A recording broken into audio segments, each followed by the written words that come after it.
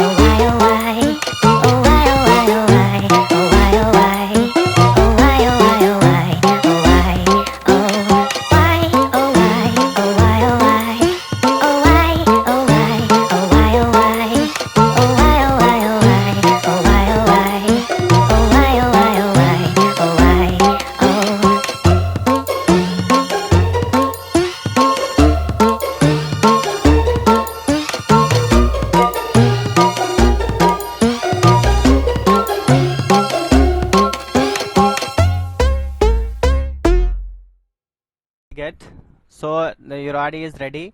Enhanced speech. So if you want to upload, if you can upload another one. If you want to download, just download it. Click on download. You will get into download folder. From that you can combine that voice to your video. You can did.